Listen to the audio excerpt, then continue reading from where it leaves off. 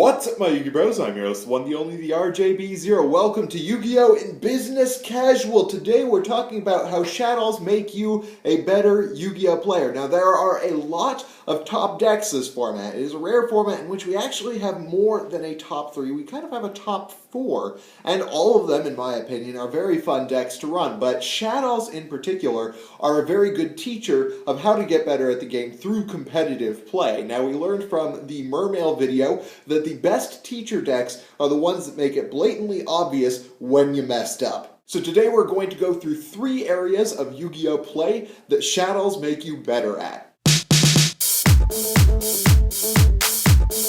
Shaddolls are unique in the current meta in that they have a massive number of possible variants. You have the Pure Shaddolls, the Denko Shaddolls, the Chaos Dragon Shaddolls, the Artifact Shaddolls, and now that Joel Pearson, also known as PlayMatter YugiTube, has created his Judgment Dragon Shaddolls, we now have 5 possible variants of Shaddolls that you can use, and all of them are fairly viable options. And it really comes down to which one you think is going to be better for each event. And testing out each of these variants will show you pretty quickly which one is better for an event. The reason why this process makes you better at the game of Yu-Gi-Oh! Is whenever you are using a deck, you are making meta calls in the building of that deck, whether it's ratios, whether it is creating the right variant, or whether it is just choosing a couple of tech cards to play against the current meta. You are always making some degree of meta calls. When you do it with Shaddolls, it's very obvious the changes that those meta calls make.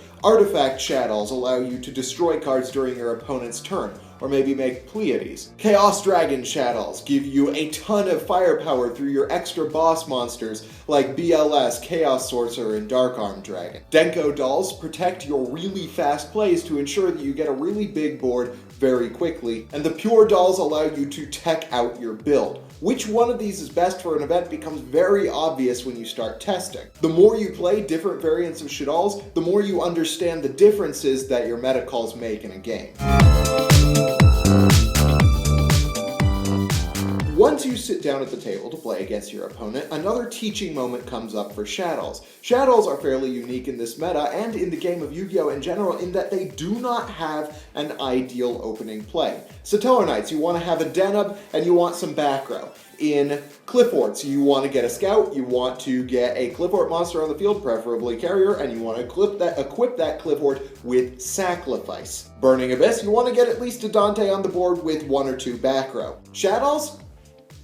It may be smarter to open with a window to ensure that your opponent cannot summon multiple monsters during their turn, or the Construct to get extra monsters in the graveyard. Maybe you just want to make a Mathematician play to start off with Falco face down. There are tons of different ways that you can open with Shaddolls, and not one of them is the ideal play that you have in mind before you sit down at the table. The lack of that ideal play that you have in mind before you even look at your hand makes Shaddolls very effective at teaching you how to think on your feet and deal with the resources that you receive.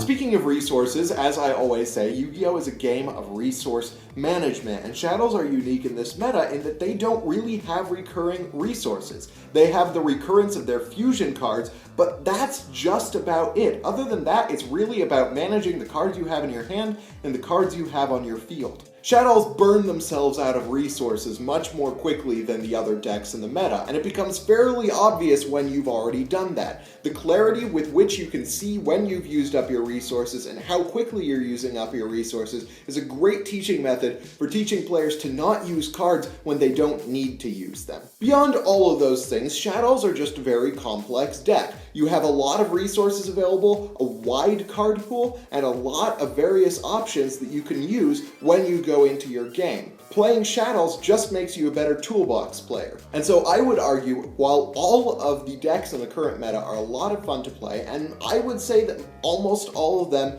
are very skillful decks, Shaddolls are definitely the competitive deck you want to play if you want to learn to be a better competitive player. So I hope you guys liked this video. If you did, hit that thumbs up button. If you didn't, let me know why in the comment section below. And of course, subscribe for more decks, discussion, analysis, and general Yu-Gi-Oh! Shenanigans. Thank you guys for watching. I'm your host, the one, the only, the RJB0, and I got a jet. See you guys.